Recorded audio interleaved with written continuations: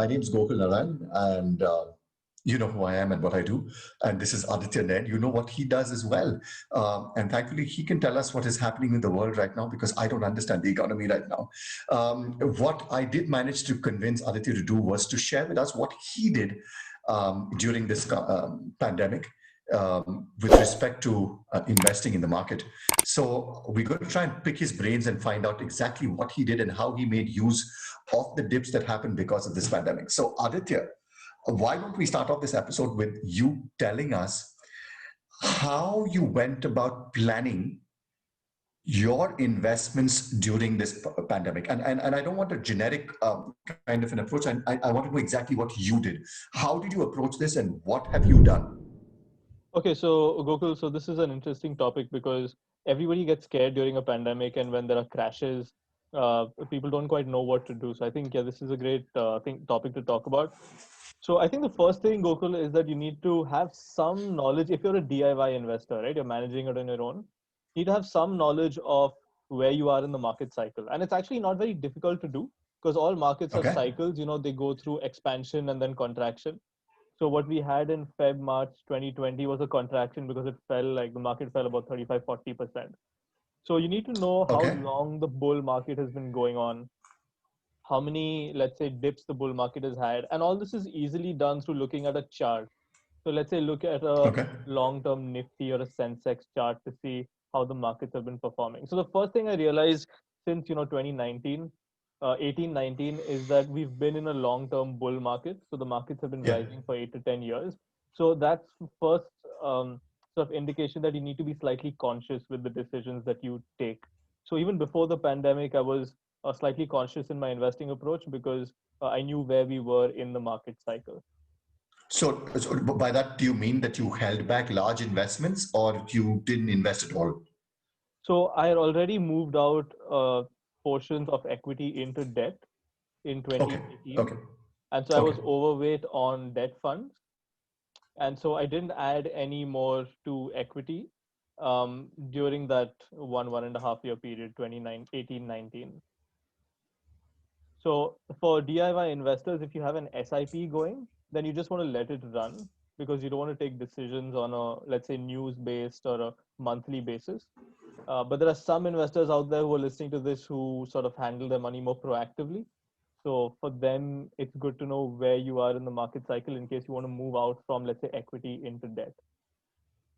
Okay. But wasn't there a significant rise 2018 to 2020 also?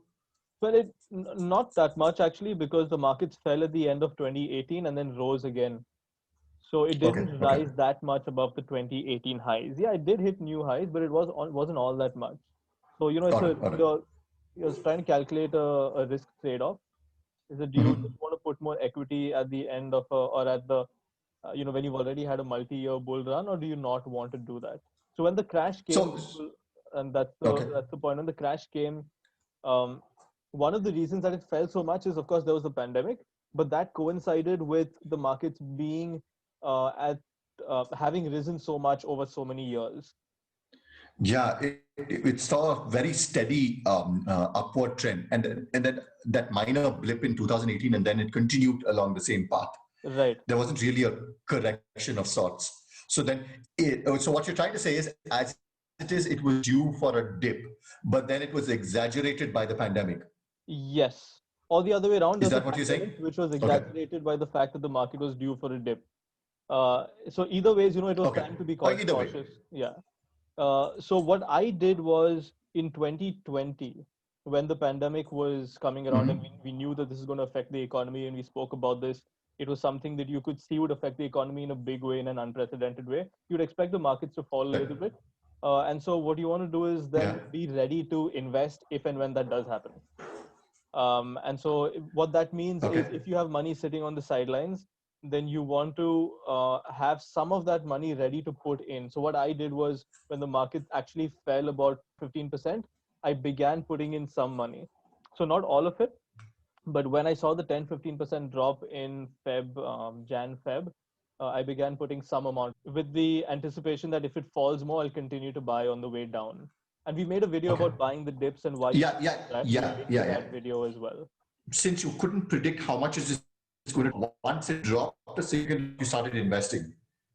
Yes, that's right. Because you can't predict for sure, but you know that it may happen. And because you know Okay. it may happen, you keep money ready.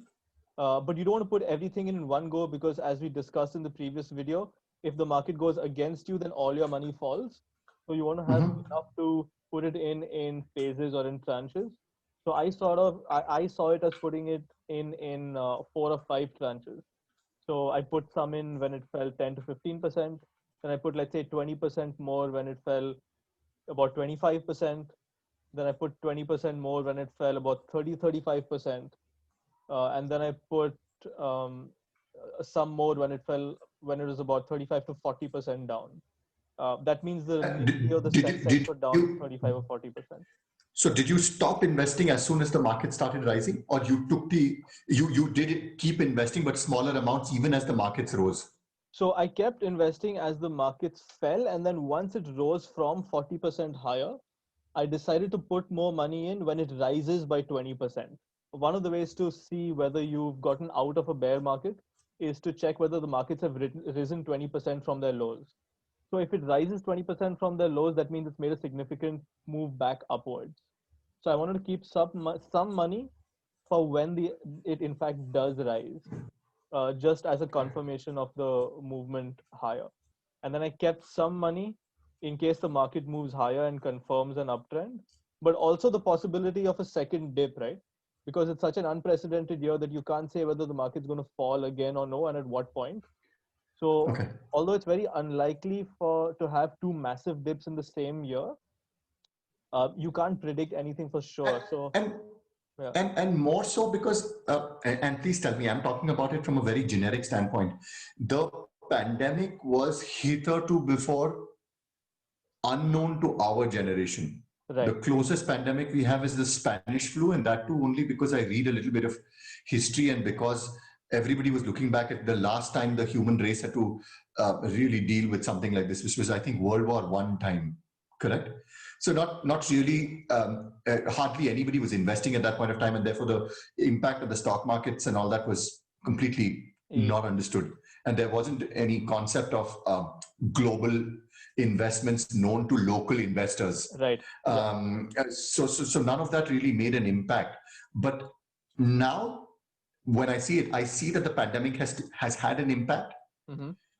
Even if there is a second wave, for example, of the pandemic hitting, I don't think the dip is going to be as major as the first dip, purely from a pandemic point of view. Yeah, Because even the economy, to a certain extent, has figured out how to live with the pandemic. And I could be completely wrong about it. I'm not trying to speculate or anything like that. I'm just saying this is something that I think would happen. The likelihood of a major dip happening for the second time, therefore, in my head, major dip.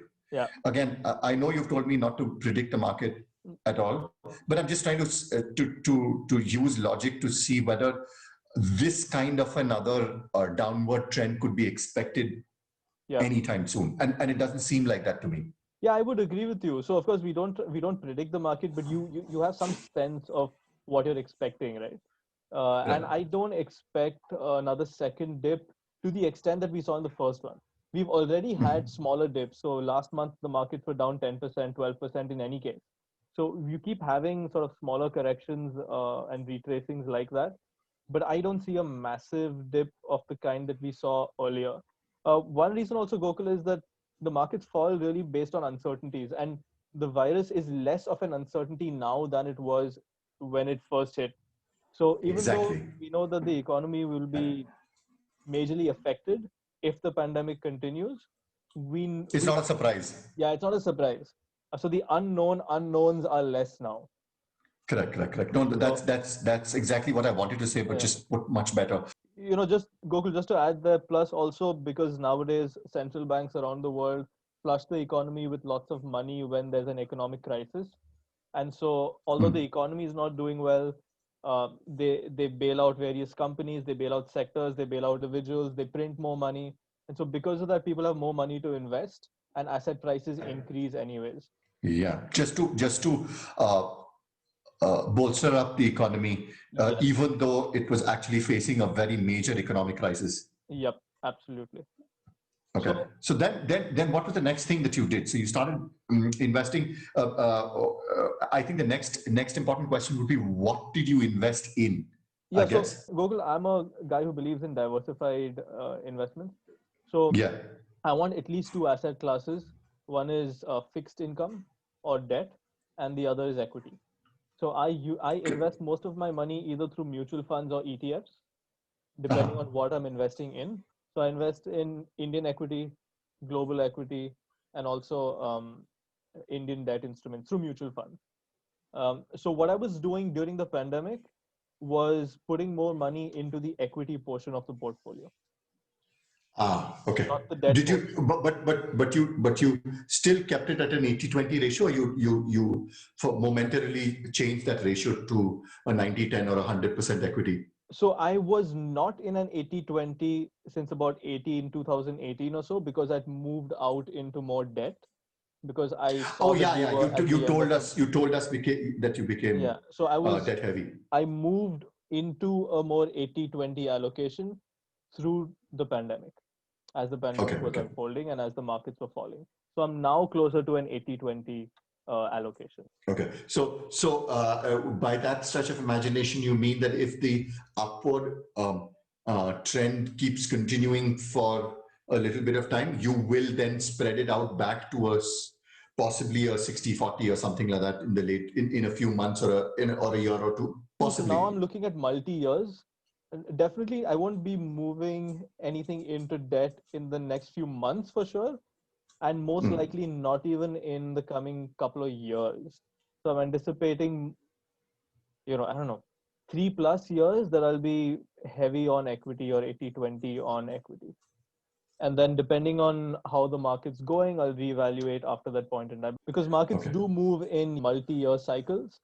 And since we've just had a major bear market, I would be But what premature to exit that too soon. but what is the general duration of these bear markets? Is it as short-lived as the current one was?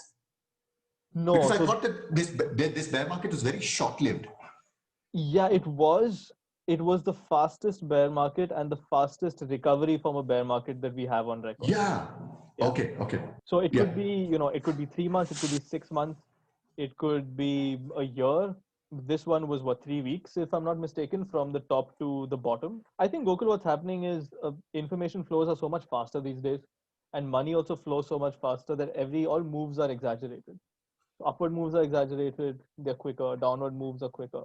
That could be one reason that it's happening. So, Aditya, just to throw you a curveball, uh, since we've been talking about extraneous circumstances like governments coming in to rescue the financial situation, Mm-hmm.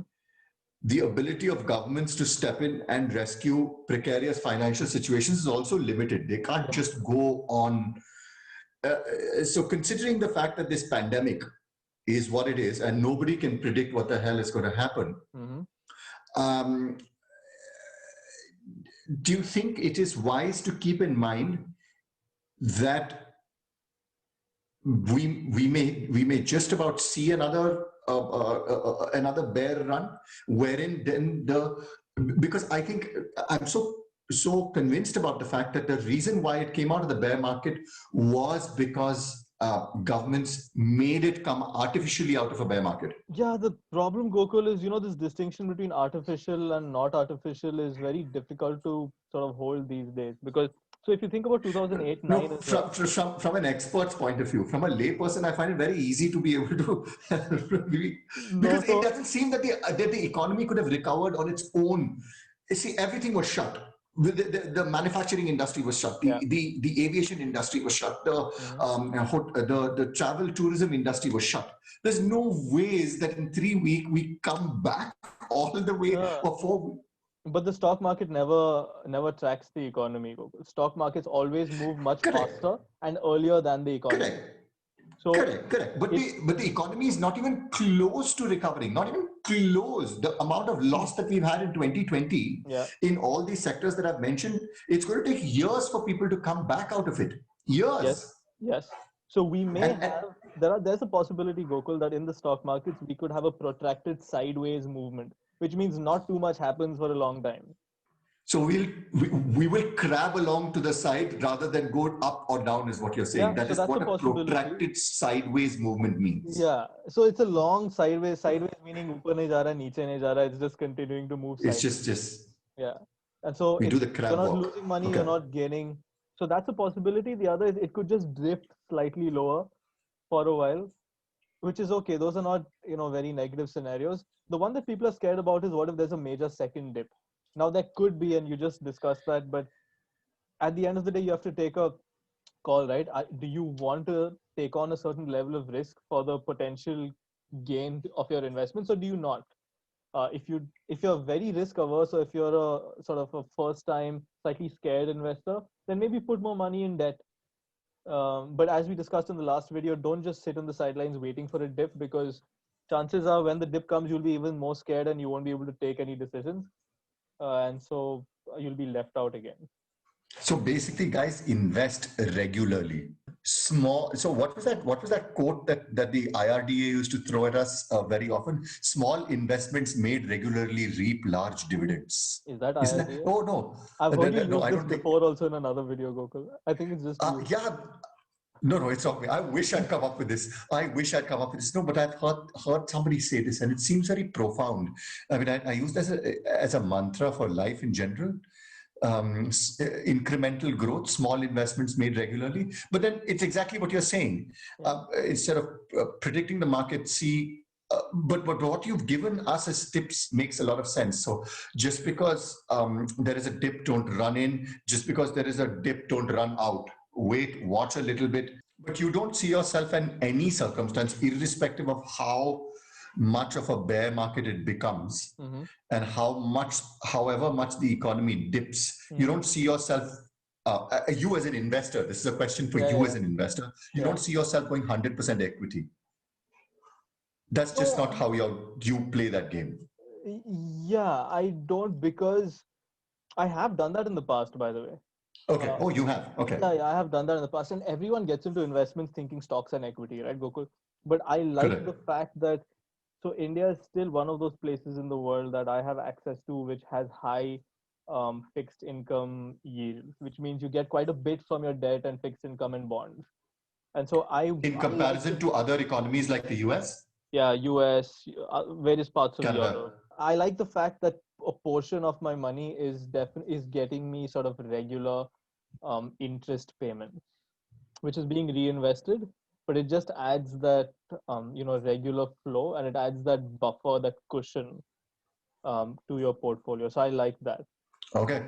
So thank you so much, guys, for listening in. I hope you enjoyed the session as much as I did. Rather than a blueprint, if you can look at this as information to research and read a little bit more. If you are, like Aditya said, a DIY investor, look at how other investors are looking at investing into the market and how they make use of corrections and dips and bear markets and all of that. And then form a system which is suitable to you. Or if you're just a person who's not very well versed with the market, then like me, use the SIP system in mutual funds and then sit back, relax, and enjoy the show, because your investments are spread out in any case. And as usual, leave us a comment if you have any questions for us about what we've discussed. And if there are suggestions on videos to make, please let us know that also. Thank you so much for listening. Thanks a lot, everybody. See you on the next video. Adios.